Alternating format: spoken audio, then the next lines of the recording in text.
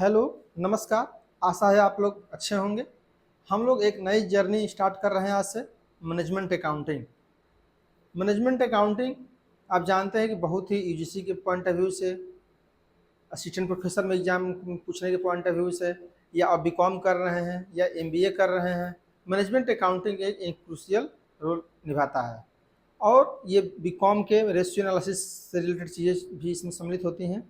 तो इसलिए हम लोग आज एक नया जर्नी स्टार्ट कर रहे हैं, मैनेजमेंट अकाउंटिंग। देखिए, first of all we are discussed about what is management accounting. तो आप जानते हैं कि मैनेजमेंट है, तो मैनेजमेंट की जो फंक्शंस हैं उसी को फुलफिल करने के लिए मैनेजमेंट अकाउंटिंग स्टार्ट हो रहा होगा।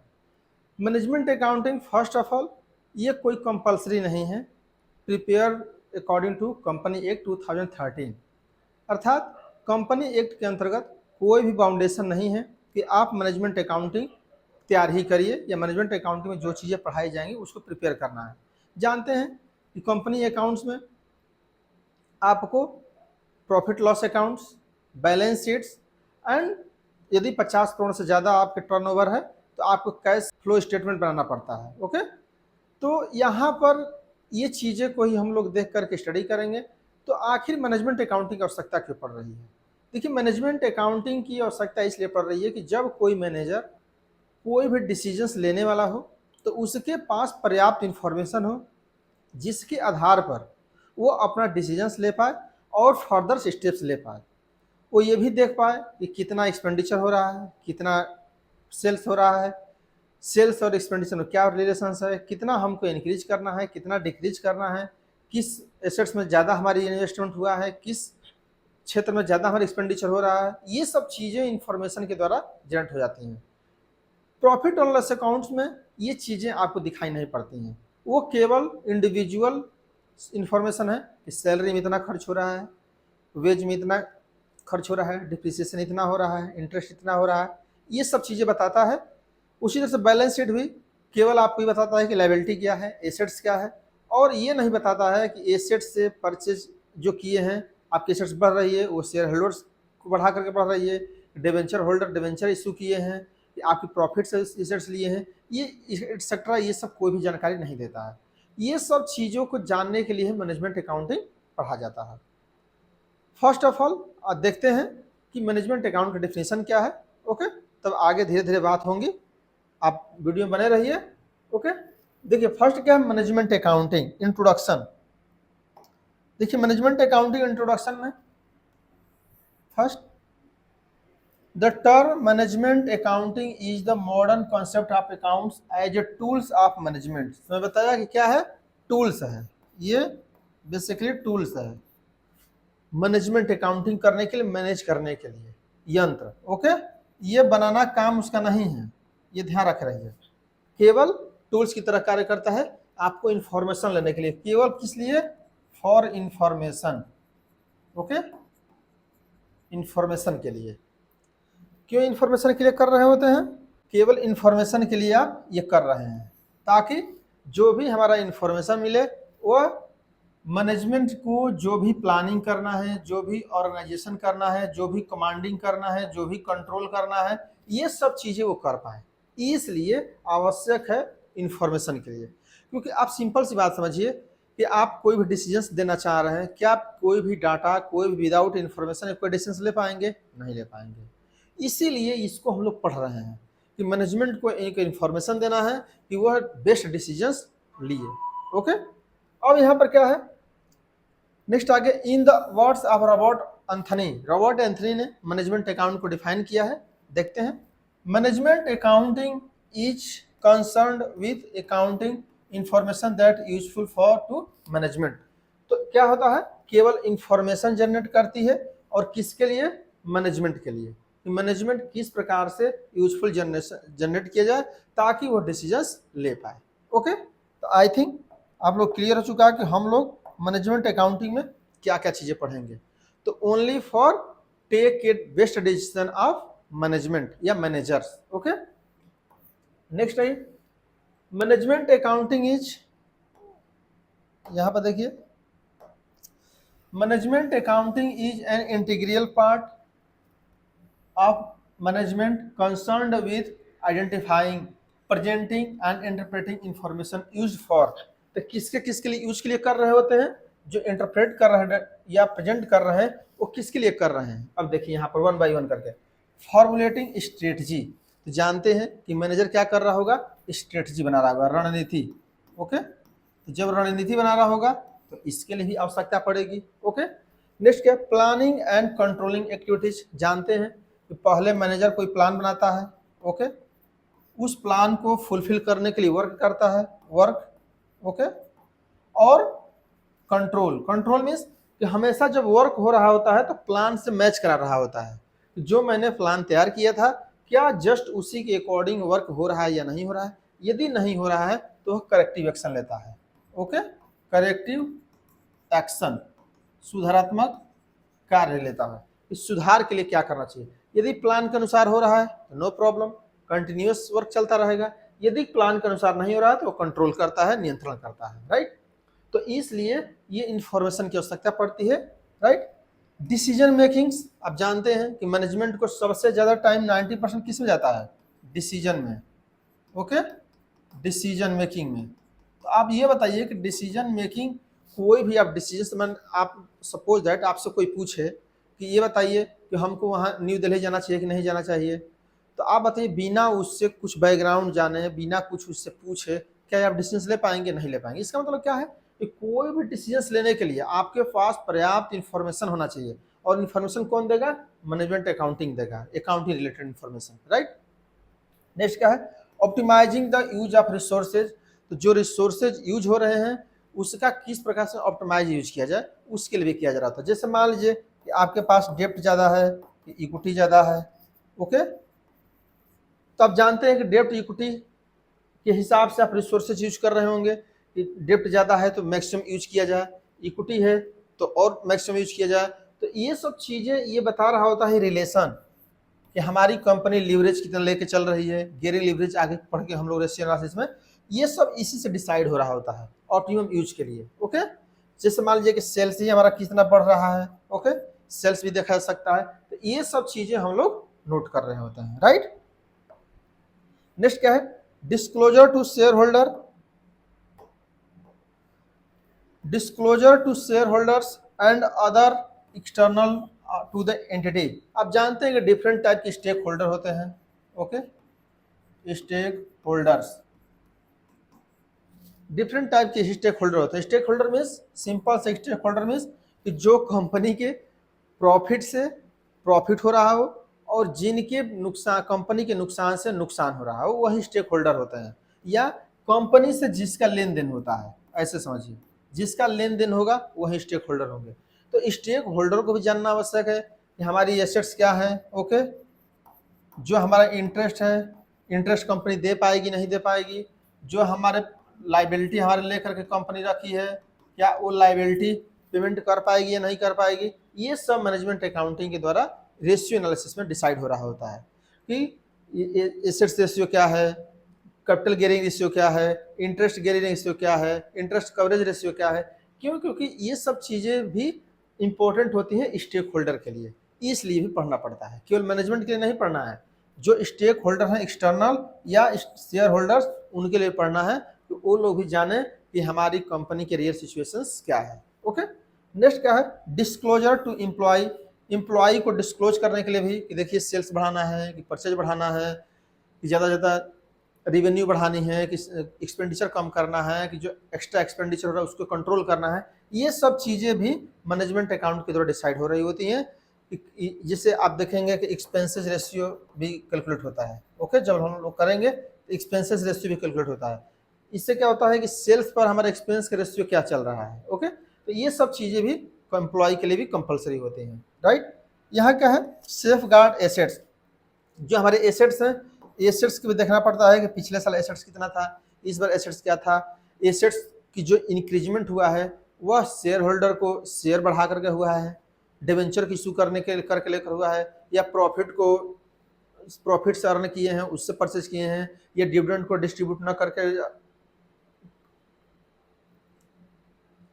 या डिविडेंड को डिस्ट्रीब्यूट न करके आप एसेट्स परचेज किए हैं। ये सब चीज़ें भी आपको ध्यान में रखना पड़ता है। ओके, तो ये सब चीज़ें थी जिसके कारण से हम लोग मैनेजमेंट अकाउंटिंग पढ़ते हैं। तो ना केवल मैनेजमेंट के पॉइंट ऑफ व्यू से बल्कि एम्प्लॉय के पॉइंट ऑफ व्यू से भी, आपके एक्सटर्नल स्टेक होल्डर के पॉइंट ऑफ व्यू से या इंटरनल स्टेक होल्डर हैं, किसी प्रकार के स्टेक होल्डर हैं, उनके पॉइंट ऑफ व्यू से भी मैनेजमेंट अकाउंटिंग जरूरी है, जिसको पढ़ना पड़ता है। ओके,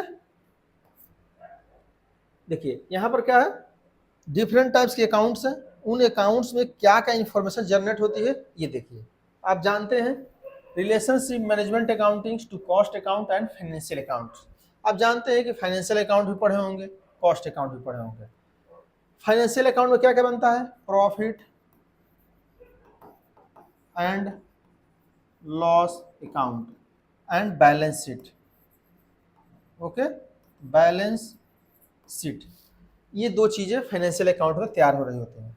तो मैंने अभी बताया जस्ट पहले कि प्रॉफिट एंड लॉस अकाउंट में इंडिविजुअल जानकारी होती है।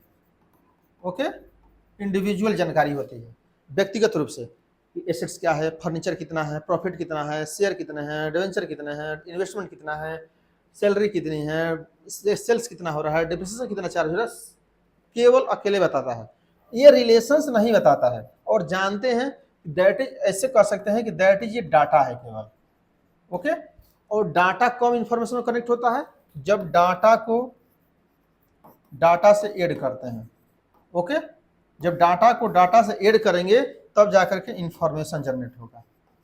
ओके, और ये इंफॉर्मेशन ही कंपनी के लिए और स्टेक होल्डर के लिए आवश्यक है।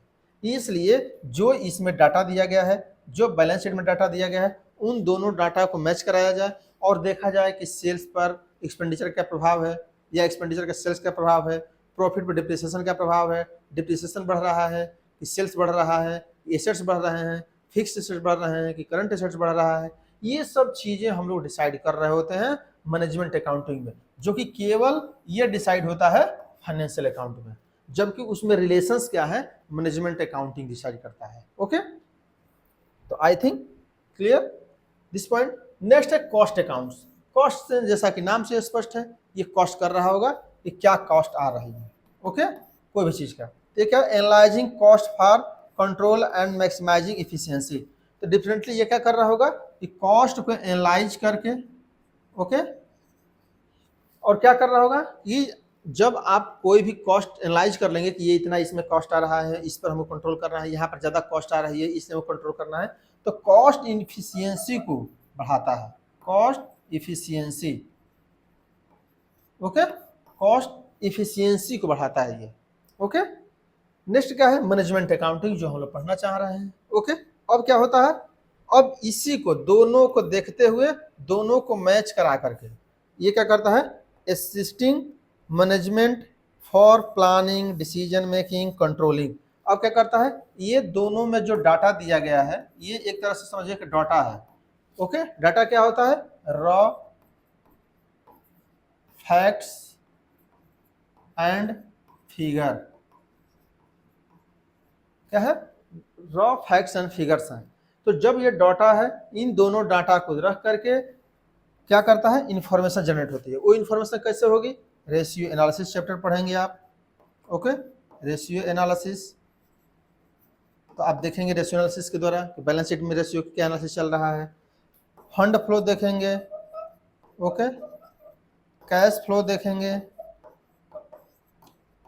ओके, ये सब चीजें हम लोग इसमें स्टडी करते हैं, जबकि आप जानते हैं कि ये चीजें कंपलसरी नहीं है कंपनी अकाउंट के अंतर्गत बनाना, लेकिन for information, for management, for shareholders, for stakeholders, ये कंपलसरी है जो मैंने अभी बताया। ओके, इसलिए जरूरी है कि जो भी ये डाटा दिया गया है, इस डाटा पर इंफॉर्मेशन जनरेट किया जाए और सभी लोगों को बताया जाए, क्योंकि आप जानते हैं कि कोई भी स्टेक होल्डर्स है, कोई भी शेयर होल्डर्स है, मैं ही मान लीजिए कम से कम 20-25 कंपनी के शेयर होल्डर्स हूँ, तो मैं क्या कभी उसका बैलेंस शीट देखूंगा, नहीं देखूंगा। ज़्यादा जब मैं शेयर परचेज करूंगा तो प्रॉफिट अर्निंग रेशियो देख लूंगा, रिटर्न ऑन इन्वेस्टमेंट देख लूंगा, इक्विटी शेयर, इक्विटी और डेब्ट का गियरिंग रेशियो क्या है वो देख लूंगा। तो ये तीन चीज़ें कहाँ से मिलेंगी, ये मैनेजमेंट अकाउंट्स मिलेंगे। ओके, और मैनेजमेंट अकाउंट वही बताता है। ओके, आगे बात होगी धीरे धीरे, परेशान नहीं होना है। ओके, क्योंकि देखिए क्या है, characteristics of nature of management, तो कुछ चीज़ें आज जानते हैं, इंट्रोडक्शन की क्लास है, तो कुछ इसके बेसिक चीज़ें ले लेंगे कि कैरेक्टरिस्टिक क्या है या नेचर क्या है मैनेजमेंट का। फर्स्ट क्या है, यूजफुल इन डिसीजंस मेकिंग, जो अभी मैंने बताया कि कोई भी आप इंफॉर्मेशन जो जनरेट करेंगे, ओके, वो इंफॉर्मेशन किस लिए होगा, डिसीजंस मेकिंग के लिए, ओके, यूज करेंगे। फाइनेंशियल एंड कॉस्ट अकाउंटिंग, यहाँ पर क्या है जो अभी बात हुई ये फाइनेंशियल एंड कॉस्ट अकाउंट पर डिपेंड करता है, okay, depends on financial and cost account. जो भी फाइनेंशियल अकाउंट में डाटा दिया गया है, जो भी कॉस्ट अकाउंट में डाटा दिया गया है, उसी के आधार पर ये डिपेंड करता है। इसलिए आगे चैप्टर पढ़ते समय आप ध्यान रखिए कि फाइनेंशियल अकाउंटिंग आपको परफेक्ट आते रहना चाहिए, कॉस्ट अकाउंटिंग इफिटली आना चाहिए, ओके। कॉस्ट अकाउंट अगर नहीं आएगा तो समझ लीजिए कि आपको मैनेजमेंट अकाउंटिंग नहीं आएगा, क्योंकि उसी पर ये डिपेंड है। तो फर्स्ट ऑफ ऑल आपको फाइनेंशियल अकाउंट, कॉस्ट अकाउंट से रिलेटेड चीज़ों को पढ़ लीजिएगा, ओके। तब आगे नेक्स्ट क्या है, internal use. Internal use means कि जैसे मैनेजर है, ओके, मैनेजर है, स्टाफ हैं, ओके, बोर्ड ऑफ डायरेक्टर्स हैं, कुछ भी जो क्या है इंटरनल जो एम्प्लॉय होंगे उनके लिए यूज होता है, राइट। नेक्स्ट क्या है, purely optional. Purely optional means कि ये बनाना न बनाना कंपलसरी नहीं है, ओके, ये कंपलसरी नहीं है कि आप इसको बनाइए ही। मन करे मैनेजमेंट अकाउंटिंग में जो फंड फ्लो है, कैश फ्लो है, रेशियो एनालिसिस मन करे बनाइए, मन करे मत बनाइए, इसका कोई प्रभाव नहीं है, राइट। नेक्स्ट क्या है, कंसर्न्ड विथ फ्यूचर। आप जानते हैं कि मैनेजमेंट जो चीज़ होती है, हमेशा मैं हमेशा एक बात कहता हूँ क्लास में भी कि जो मैनेजमेंट है, मैनेजमेंट हमेशा फ्यूचर की बात करता है, okay, always talking with future. क्यों? क्योंकि जो घटनाएं घट चुकी हैं उसका क्या प्रभाव पड़ेगा। आप ऐसे सोचिए कि जैसे कोई मान लीजिए कि ब्रिज बन रहा है, ओके, इसमें कॉस्ट लग गया, टाइम लग गया, क्वालिटी बन गया, ओके, और तब जाकर के ये पता चले कि जो मैं ब्रिज बना रहा हूँ उसका कॉस्ट ज़्यादा हाई हो रही है, या टाइम ज़्यादा लग रहा है, या उसकी क्वालिटी उस लेवल पर नहीं है जिस लेवल पर चाहिए था। क्या आप अब कुछ कर पाएंगे? नहीं कर पाएंगे। अर्थात मैनेजमेंट स्टैटिस्टिक्स नहीं होना चाहता है, ओके, मैनेजमेंट स्टैटिस्टिक्स नहीं होना चाहता है। स्टैटिस्टिक्स में क्या होता है, जो घटनाएं घट चुकी होती हैं उसका केवल एनालिसिस करता है। अर्थात ये पोस्टमार्टम की तरह है, ये पोस्टमार्टम की तरह है कि केवल मृत्यु का कारण का पता लगाया जा सकता है, जबकि उसके शरीर पे कोई प्रभाव नहीं पड़ेगा। उसी प्रकार से स्टैटिस्टिक्स भी है कि जो घटनाएं घट गई हैं उसका केवल कारणों को पता लगाया जा सकता है कि इसमें डिस्पर्सन ये है, इसमें एवरेज ये है, तो इसमें काय स्क्वायर टेस्ट में ये चीज़ें हैं, तो इसमें स्क्यूनेस इतना है, ये सब चीज़ डिसाइड कर सकते हैं, लेकिन उसमें सुधार नहीं कर सकते हैं। बट मैनेजमेंट ऐसा नहीं होना चाहता है। मैनेजमेंट हमेशा चाहता है कि प्लानिंग किया जाए और उसको हमेशा जब वर्क हो रहा है तो कंपेरिजन करता रहा जाए कि किस प्रकार से जो मैं सोचा था वैसा हो रहा है या नहीं हो रहा है। अगर नहीं हो रहा है तुरंत इमीडिएटली कदम उठाया जाए, ताकि पर्याप्त रूप से जो रिसोर्सेज यूज होने वाले हैं, जो टाइम लगने वाला है, जो कॉस्ट यूज होने वाला है, उस कॉस्ट को, टाइम को बचाया जा सके, ओके। इसलिए मैनेजमेंट ये बात करता है, इसीलिए ये कंसर्न्ड विद द फ्यूचर है, हमेशा फ्यूचर से रिलेटेड होता है और हमेशा कोशिश करता है कि किस प्रकार से कंट्रोल करके जैसा प्लान है, जैसा हमारे पास एम है, जैसा ऑब्जेक्टिव्स हैं, उस ऑब्जेक्टिव के अनुसार ही इसको फुलफिल किया जाए, ओके। नेक्स्ट क्या है, flexibility in presentation of information. Flexibility है कि आप डिफरेंट टाइप्स के रेशियो एनालिसिस पढ़ेंगे, तो मन करे 2 पढ़िए, मन करे 3 पढ़िए। जैसे मैंने अभी शेयर होल्डर्स के बताया, मैं शेयर होल्डर्स हूँ तो मेरे लिए क्या जरूरी है, एक रिटर्न ऑफ इन्वेस्टमेंट की ज़रूरत है, हमारे लिए कंपलसरी है। एक मान लीजिए ज़्यादा ज़्यादा डेप्ट इक्विटी, ओके, रेशियो की ज़रूरत है, और थर्ड पर मान लीजिए प्राइस अर्निंग रेशियो की ज़रूरत है। ये 3 चीज़ें ज़्यादा ज़रूरत है, आप जान रहे होंगे। इसका मतलब क्या है, मन करे तो कोई कंपनी दूसरी इशू करे, ना करे, उससे कोई दिक्कत नहीं। हालांकि आप चाहें तो बैलेंस शीट या पीएल अकाउंट सही बना सकते हैं, लेकिन कंपनी में जब उसके लिए है तो कंपनी के काम है कि इसको फिर डिस्क्लोज कर दीजिए, रिटर्न ऑन इन्वेस्टमेंट क्या है, डेप्ट इक्विटी रेशियो क्या है, प्राइस अर्निंग रेशियो क्या है, ये सब जो डिसाइड हो जाएगा तो क्या हो जाएगा, जो शेयर होल्डर्स हैं उनके लिए फायदेमंद हो जाएगा।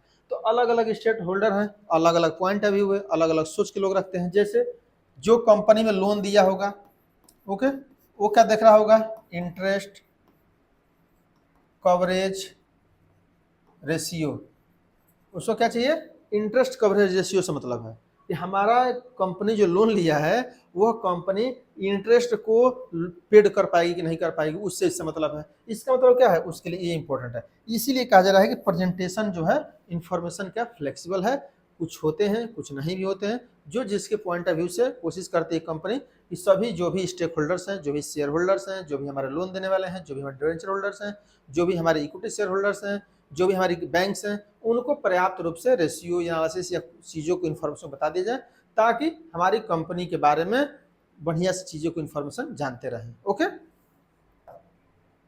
Next, limitations of management accounting. क्या लिमिटेशंस है ये भी देखते हैं। इसमें लिमिटेशंस मैनेजमेंट अकाउंटिंग की बेस्ड ऑन हिस्टोरिकल डाटा। तो आप जानते हैं जो भी डाटा अब क्या होगा, जो भी पीएल आप बनाए होंगे, जो भी बैलेंस शीट बनाए होंगे, ओके, जो भी आप कॉस्ट अकाउंट बनाए होंगे, उसी के आधार पर मैनेजमेंट अकाउंटिंग किया जाता है। ओके, तो इसलिए ये बेस्ड ऑन हिस्टोरिकल डाटा है, जो हिस्ट्री की जो पहले की डाटा है उसी पर डिपेंड करता है। Next, lack of wide knowledge. Second क्या है कि वाइड नॉलेज का कमी है। वाइड नॉलेज क्या है कि केवल इसमें मुख्य रूप से 3-4 चैप्टर ही आते हैं बेसिकली। एक मान लीजिए कि रेशियो एनालिसिस, ओके, एक फंड फ्लो एंड एक कैश फ्लो, ये चीजें ही मुख्य रूप से आती हैं मैनेजमेंट अकाउंटिंग के अंतर्गत। ओके, अब आप सोचिए कि क्या इसी से केवल काम चल जाएगा, इसलिए इसका लैक ऑफ वाइड नॉलेज है, बहुत ज़्यादा व्यापक इसका क्षेत्र नहीं है। ओके, नेक्स्ट क्या, कॉम्प्लिकेटेड अप्रोच। तो जो भी अप्रोच है वो कॉम्प्लिकेटेड है, समझना इतना ईजी नहीं है। ओके, फिर भी कोशिश किया जाता है कि एक आम नागरिक भी कंपनी के बारे में पर्याप्त इंफॉर्मेशन रख ले। ओके, नेक्स्ट क्या है, कॉस्टली सिस्टम। आप जानते हैं कि जब ये बनाने के लिए भी व्यक्ति को रखना पड़ेगा एम्प्लॉय। ओके, जब एम्प्लॉय रखेंगे तो निश्चित रूप से कंपनी की कॉस्ट इन्हेंस कर जाएगी, राइट। नेक्स्ट क्या, रेजिस्टेंस फ्रॉम स्टाफ। जो स्टाफ होते हैं वो रेजिस्टेंस करते हैं, क्यों करते हैं, क्योंकि जानते हैं कि इन्फॉर्मेशन रहेगा, कौन ज़्यादा खर्च कर रहा है, किस डिपार्टमेंट के द्वारा ज़्यादा खर्च हो रहा है, ये सब चीज़ें पता चल जाएंगी।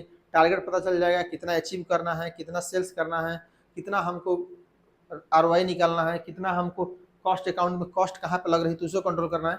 ये सब चीज़ें क्लियरली हो जाएंगी तो मैनेजमेंट हमेशा इंफॉर्मेशन के द्वारा स्टाफ को कंट्रोल करता रहेगा कि देखिए आपके यहाँ कॉस्ट ज़्यादा हो रही है, आपके पास ये ज़्यादा हो रही है। इसलिए इनके द्वारा विरोध किया जाता है कि मैनेजमेंट अकाउंटिंग नहीं होना चाहिए।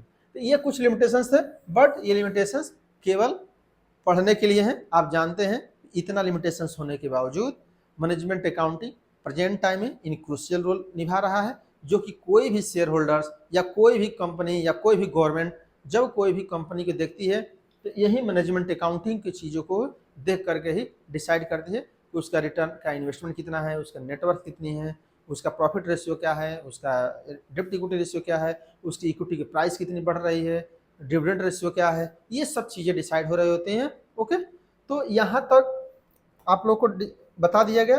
ओके, तो ये था मैनेजमेंट अकाउंटिंग का इंफॉर्मेशन। ओके, जब हम लोग नेक्स्ट मिलेंगे तो हम लोग ये देखेंगे, अब चैप्टर देखेंगे। आप जानते हैं कि चैप्टर में मुख्य रूप से मैंने अभी बताया, उसका थोड़ी सी बता दे रहा था कि क्या क्या चीज़ें इसमें कवर की जाएंगी। लगभग देखिए कवर तो सब कुछ किया जाएगा, बट जो मैनेजमेंट अकाउंटिंग के पॉइंट ऑफ व्यू से है, एक तो है बजट या बजटरी कंट्रोल, जिसको कहा था कुछ भी समझ सकते हैं। ओके, सेकेंड पर क्या है, बजटरी कंट्रोल हो गया। सेकेंड पे रेशियो एनालिसिस,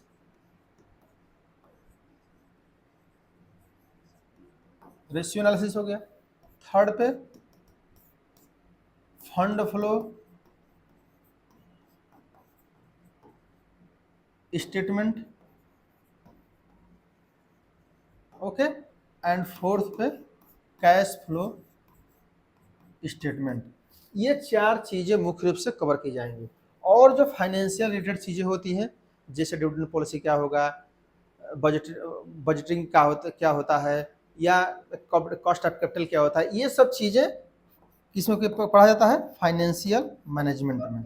ओके, तो फाइनेंशियल मैनेजमेंट कि अलग से चीज़ें क्लासेज चलेंगी। ओके, तो यहाँ पर जो चीज़ें बच जाएगा वो समझिए कि पूरी फाइनेंशियल मैनेजमेंट की चीज़ें, लेकिन 4 चीज़ें जो मैक्सिमम यूनिवर्सिटीज़ में और जो यूजीसी नेट का पेपर है उसमें भी यही सिलेबस है, केवल इतना ही। ओके, तो इसी को हम लोग देखेंगे मैनेजमेंट अकाउंटिंग में, इस सीरीज में।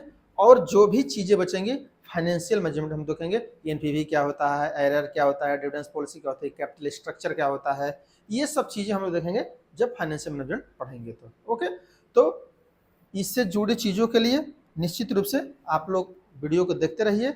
ओके, आई थिंक इंट्रोडक्शन आप लोग को बहुत अच्छा लगा होगा। अब कल से हम लोग जब आएंगे तो क्लास चलेगी इसकी बजट की, फर्स्ट बजट की क्लास है क्योंकि छोटा सा टॉपिक है बजट, उस बजट को बता दिया जाएगा। उसके बाद जो सबसे इंपॉर्टेंट टॉपिक है रेशियो एनालिसिस, उसको हम लोग पढ़ेंगे। ओके, तो यहाँ तक वीडियो को समाप्त करते हैं। Thank you for watching.